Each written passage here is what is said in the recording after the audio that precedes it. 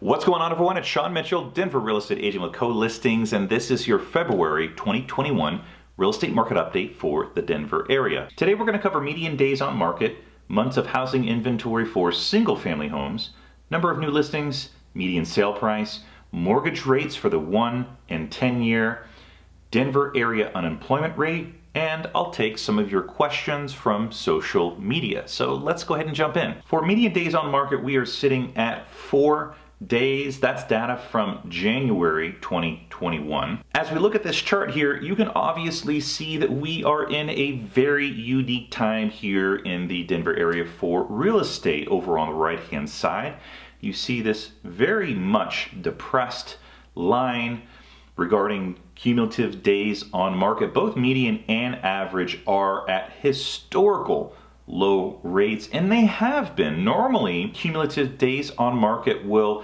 see an uptick in the winter time. That was definitely not the case at the end of 2020 and beginning of 2021. We have a significantly strained inventory in the Denver metro area, and not just that, there's also a lot of shoppers out there shopping in the wintertime, which is something that we don't normally see.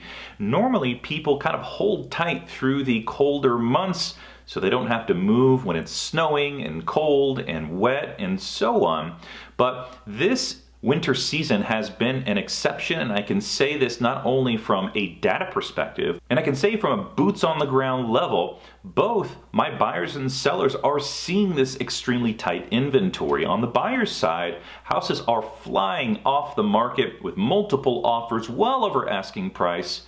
And my buyers, sadly, are having a really challenging time getting the houses that they want and the offers that they put in. Now, the number of days on market might have something to do with the months of housing inventory. Right now, we're sitting at 1 month for single family homes.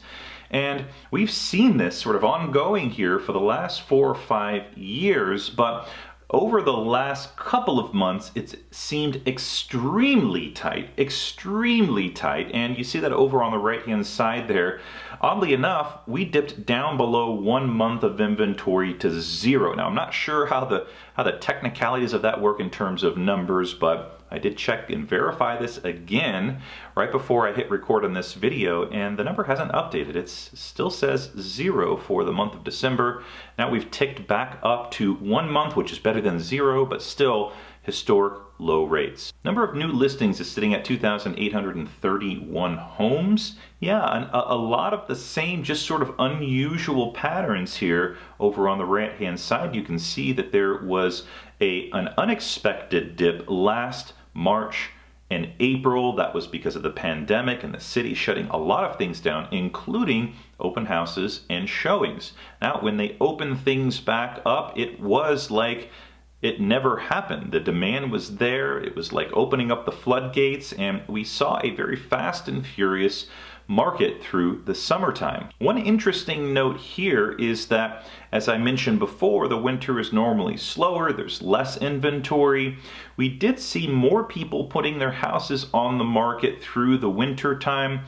You can see that over on the right-hand side there. That dip is not as low as what it previously has been. Median sale price is at $506,000. And we're steady as she goes here. Things were sort of calming down in terms of year-over-year growth, but if you look at the average sale price, you can definitely see that it has increased significantly since last year. I think that this will take another jump up through the summertime and through 2021. I'll explain why in just a moment. Mortgage rates, 30-year fixed is sitting at 2.65, 15-year fixed 2.16, and the 5/1 adjustable at 2.75. Now, you look at this from a micro level here at a 1-year look back, and it looks pretty darn good. If you scale back even further to 10 years, you can see the remarkably low rates that we're looking at. Historically low, the lowest that they've been in the last 10 years, actually. The unemployment rate in the Denver metro area is sitting at 6.4%. That's in comparison to the national rate of 6.7%. Now, context matters, right? This is higher than it's ever been in the last 10 years, but it's lower than it was last year when things shut down. The cities shut everything down. A lot of people, especially in service industry, lost their jobs. So that unemployment rate is falling. I am encouraged to see this. It isn't where it needs to be, or at least it isn't where it was before the pandemic hit. I'm optimistic and very encouraged to see that vaccines are being rolled out. More people are getting vaccinated for the coronavirus, and consequently, that's getting a lot of people back to work. Stores and hotels and restaurants are opening back up again. So I expect through 2021, this unemployment rate continuing to fall and hopefully getting back to where the levels were before the pandemic hit. Now, what's my overall take on the real estate market for 2021 as it stands right now? I think we're on a collision course for extremely tight inventory and a very traditionally high amount of buyers shopping through the spring and the summer. This is going to create sale prices well above ask price. So if you're a buyer in this market, just be prepared to fight and compete for the houses that you really, really want, and most likely well over asking price. So there's a few ways to win the offers. There's a few tricks that I've got up my sleeve, and if you're in the market to buy a house, I'd love to talk with you. Now, if you're looking to sell, you can contribute to help sort of lower that tension between the limited inventory and the ample amount of buyers by considering putting your house on the market. The good news is that you'll have no issues getting it sold as long as you price it competitively, and most likely you'll have multiple offers to be able to pick from. That is just the situation that we're in. It is a severe seller's market. Sellers have the leverage, and as long as it's not too far out there, you can almost write your own destiny. Now, I know what a lot of people think, like, what if I sell? Where do I go? And can I afford that next place? Well, I think that's a conversation that you should definitely have with a real estate professional that you trust to give you sound advice for where you can go. Do you need to stay in the city? Are you cash strapped? Are you going to be walking away with a lot of money or a little bit of money when you sell your property? All of those things matter. If you can live a little bit further outside of Denver or maybe move to another state, it might be a little bit more affordable. But yes, if you sell, you are also having to pay today's hyper-competitive Denver prices and fight and compete with other buyers out there shopping in this market. Now, let's get to some of your questions from social media. Marcus asks, how much over asking price do you need to offer on an average home there?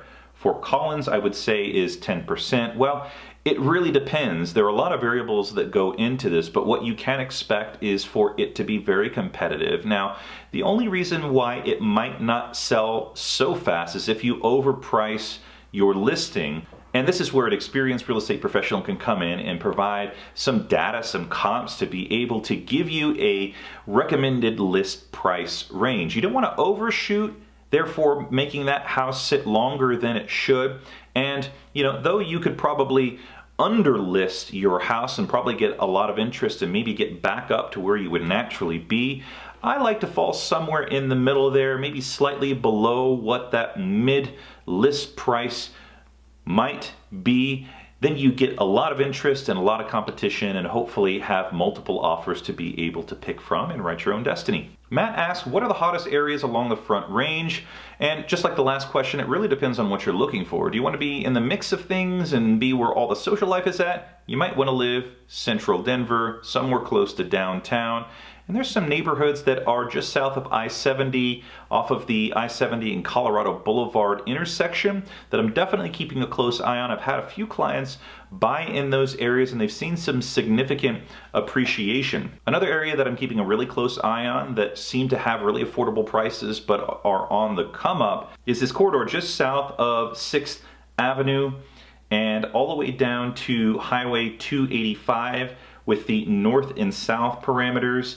And then I would say the west parameter would be Wadsworth Boulevard and Highway 85. I'm seeing a lot of original homes, a lot of original homeowners transitioning on from those older homes that are somewhere in the area of 1950, 1960 that have a lot of opportunity to update and renovate and make something really fresh and modern, but still very close to downtown. Now, if you're thinking about suburbs and families and schools and children, you might want to live in the suburbs. Castle Rock is a hot place.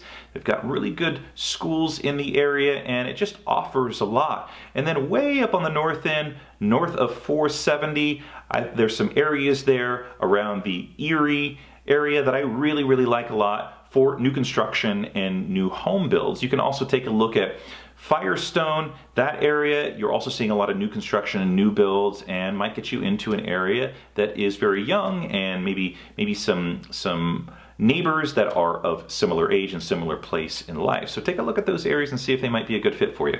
We've got a question from EDKDFS. Which is the best up and coming town in the Denver area for people to buy and retire?